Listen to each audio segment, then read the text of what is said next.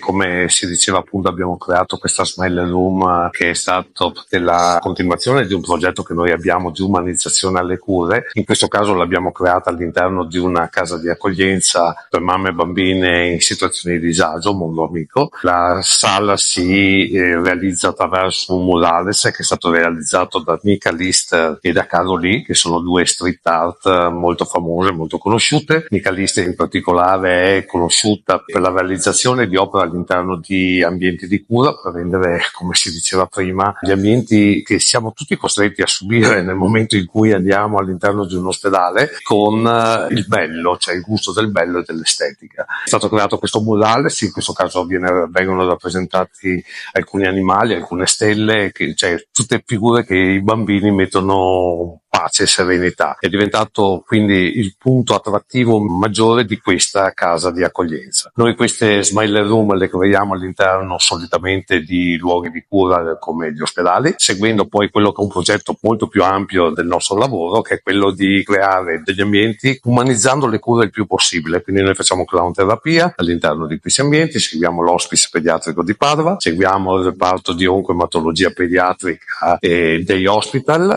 andiamo nelle pediatrie normalmente. Adesso stiamo facendo un bellissimo progetto nella stanza dei sogni, che è una stanza molto particolare della pediatria, seguita sempre dall'hospice, e quindi cerchiamo di portare un sorriso laddove questo sorriso è venuto meno. La cosa più importante, come dice il motto della nostra associazione, è che ridere è una cosa seria, perché portare il sorriso in un ambiente dove il sorriso non c'è per svariati motivi è molto complicato.